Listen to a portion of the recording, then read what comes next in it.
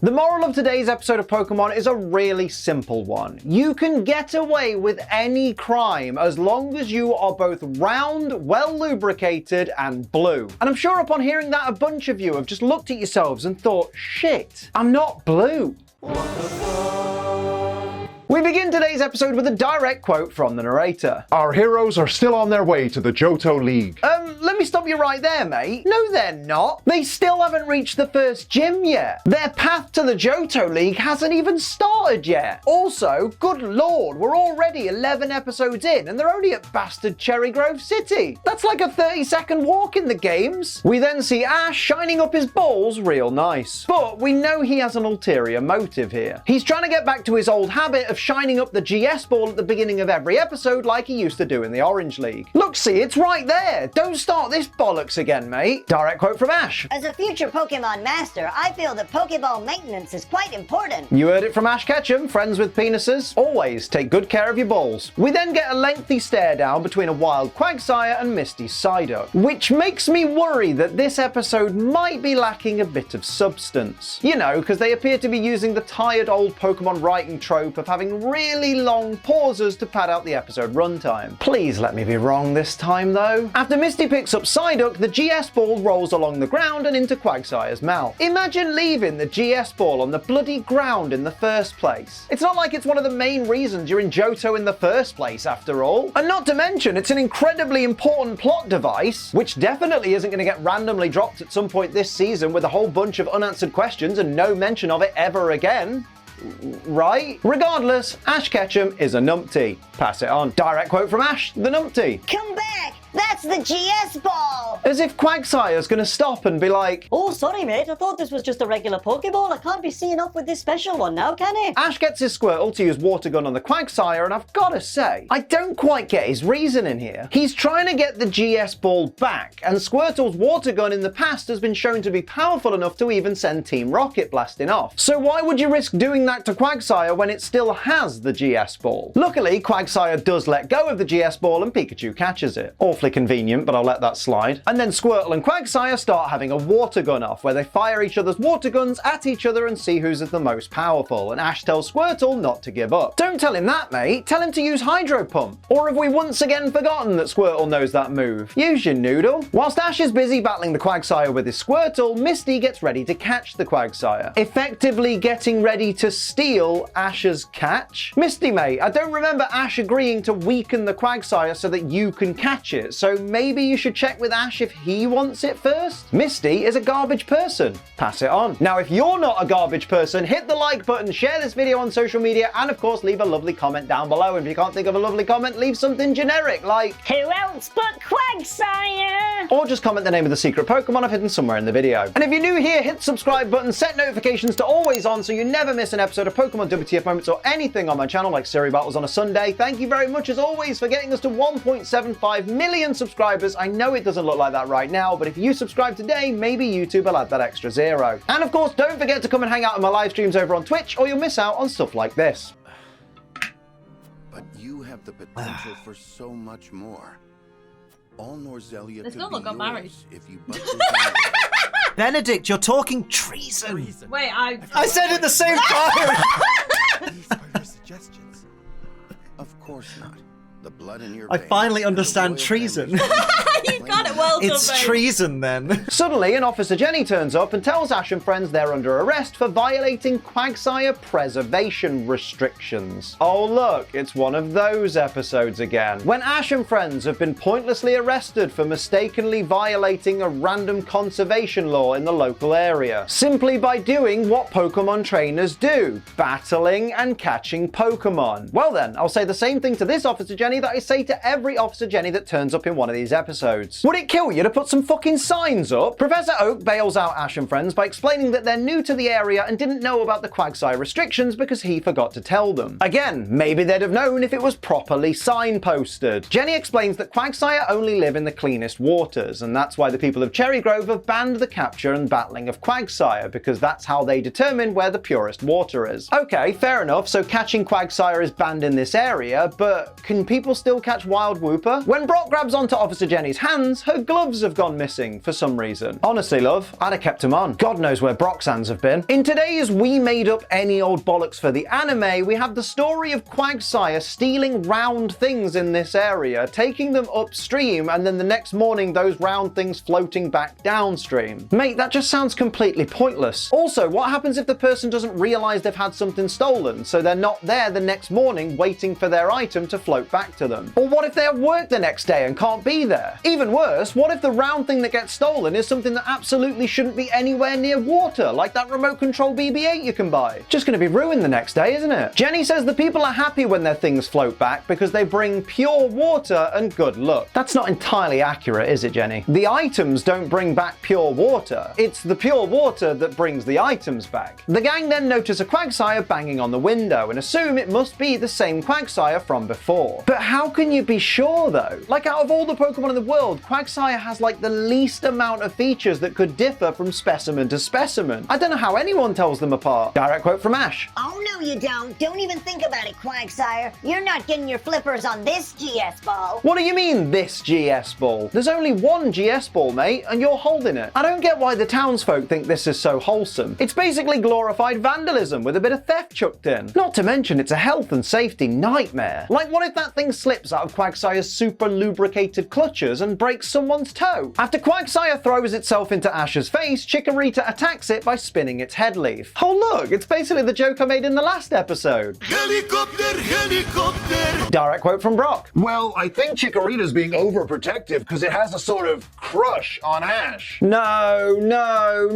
Chikorita's basically an animal. Can we not entertain the idea of an animal having a crush on a person, please? It's bad enough that half the fanbase simps over 10-year-old humans. Let's not start throwing in the idea of interspecies relations. As Chikorita is attacking the Quagsire, the GS ball magically flies out of Ash's bag. Ash, mate, why are you walking around with your backpack unzipped? Well, actually, Liam, I think you'll find Ash did just send out Chikorita, so maybe he got Chikorita's Poké Ball from in his backpack and forgot to zip it back up. I thought he kept his Pokeballs on his belt or in his jacket. Well, maybe Quagsire unzipped it looking for the GS ball. You think Quagsire's hands could work as zipper? Really? After Chikorita knocks over Ash and starts rubbing on the back of his legs, we get this direct quote from Brock. I think maybe Chikorita's crush has gotten out of hand. Mate, that's the understatement of the year. Chikorita's basically dry humping Ash in the middle of the street. That's grim. Meanwhile, Jesse notices Meowth playing with what he refers to as an old lawn ornament he found in a nearby field, which is full of a bunch of things that are all round. Meowth loves balls. Pass it on. James starts using this lawn ornament as a crystal ball, which raises a couple of questions. One, when did this lawn ornament suddenly become a crystal ball? People don't normally keep crystal balls in their gardens. And two, when did James become a psychic? Like, I feel like we've missed a lot of information here. After a Quagsire turns up and steals the ball, Jesse and James get ready to fight the Quagsire with their Pokemon, but the Pokeballs get stolen by a bunch of other Quagsire. Now, this makes sense since we've been told that the Quagsire around here all seek out something round, but it does make me wonder one other thing though. Why did none of the Quagsire try and steal Chikorita's Pokeball? Like, even if the one that went after the GS ball is only interested in the GS ball, surely one of the other Quagsire would have jumped at the chance to steal Chikorita's Pokeball, much like they've done here with Team Rockets. And speaking of steals, you can grab a steal by using code ACE for money off GFuel! Yeah, not my best segue, but you know what?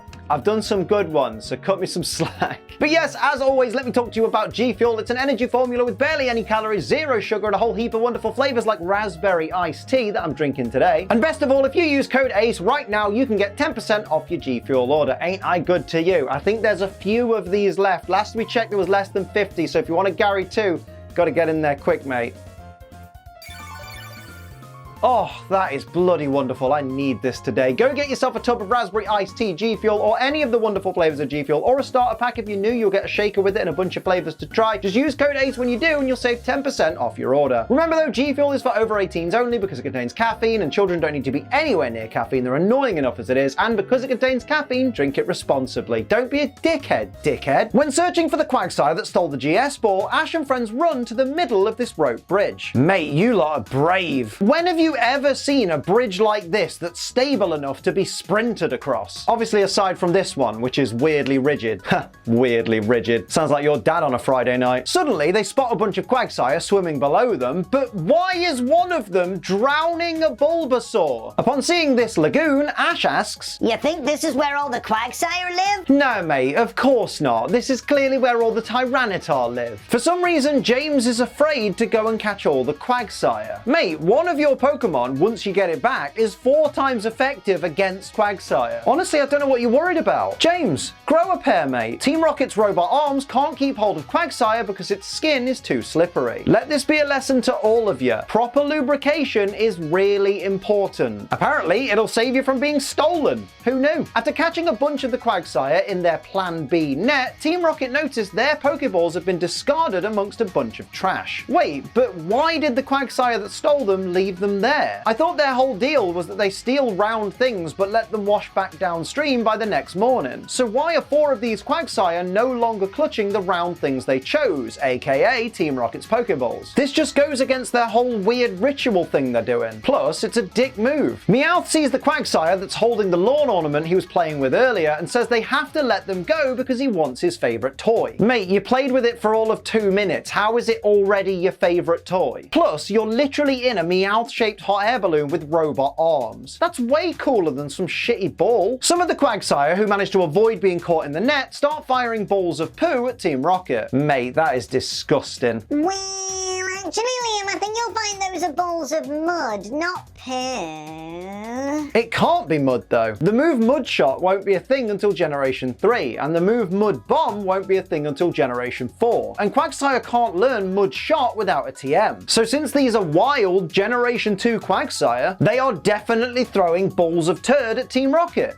Confirmed. Ash sends out Bulbasaur and gets it to use Razor Leaf on the net to free the Quagsire. Careful there, mate. Bit risky doing that. The Quagsire are water and ground type Pokemon. One hit from that Razor Leaf and you'll basically kill one of them. Mate, that one must have hurt coming out. Hashtag justice for this Quagsire's bumhole, I guess. After Team Rocket are sent blasting off, the Quagsire all grab the round things they've chosen and start heading further upstream. But wait, aren't 4 of them buggered then? Because if you remember, 4 of them stole Team Rocket's Pokeballs, which to be fair, they did leave on the side of the river among some trash, but still, those were the things they chose. But Team Rocket have taken them back and are now gone. So surely that's left 4 of these Quagsire with no round item. So do they just not get to take part in the ritual now? Answers on a postcard. The gang find the Quagsire all gathered at a waterfall staring up at the blue moon. And immediately the music changes to what sounds like a really low budget porno track. Well, actually, Liam, I think you'll find that's an instrumental version of the song Everything Changes from the To Be a Master album. I mean, yes, you're right, it is, but it genuinely sounds like music from a really rubbish sex flick. I mean, I'm half expecting a plumber or a pizza guy to turn up. Hey, at least the Quagsire are already lubed, I guess. The Quagsire all use their water guns to fire their round objects up towards the waterfall, and Brock theorizes that maybe it's a competition to see which one can fire their object closest to the moon. Mate, how powerful do these Quagsire think their water guns are? Like, if what Brock's saying is accurate, and these Quagsire all genuinely believe they could fire a water gun powerful enough to send an object to the actual moon, then they've got some real delusions here. Apparently, Quagsire are all numpties. Pass it on. Ash gets super excited because the GS ball is fired higher than any of the other objects. Mate, why are you excited? Like, sure, it's impressive how high it went, but that just gives it even more chance of being lost, and you kinda need it back. Ash and friends panic as the GS ball starts floating back downstream and sprint after it, and not one of them thinks to send out a water Pokemon. Ash has Squirtle, Misty has Staryu and Goldeen, and neither of them thought any of those Pokemon would come in handy?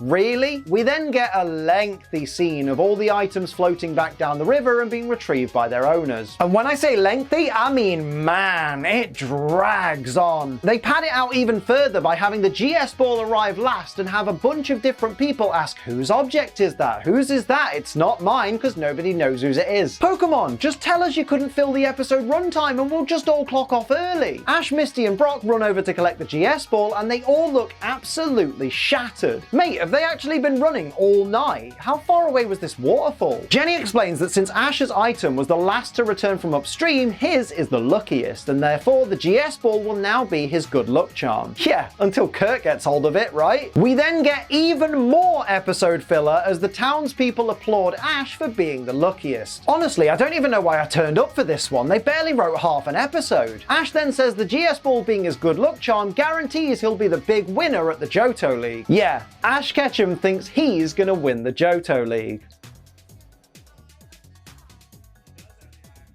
Are you sure about that? Direct quote from Ash. How can I lose? I'm unbeatable. Misty then says to Brock, Now he's gonna think he's unbeatable. Misty mate, weren't you paying attention? He already thinks he's unbeatable. He literally just said it. Pay attention, love. Brock then says, Yeah, but if he's really lucky, he'll find out he isn't. mate, what the hell are you talking about? If he isn't unbeatable, the only way for him to find out would be to be beaten. And if he's beaten in the Johto League, he loses the Johto League. So you're saying if Ash is really lucky, he'll lose the Johto League? That doesn't make any sense and just sounds like you want him to fail. As always, Brock is a terrible person. Pass it on. So those are my WTF moments of Pokemon Season 3, Episode 11, Once in a Blue Moon. Let me know your favorites and any that I missed down in the comments below. Don't forget to like, share, and subscribe. Head to twitch.tv/AceTrainerLiam for all of my live streams. I would love to hang out and chat with you there.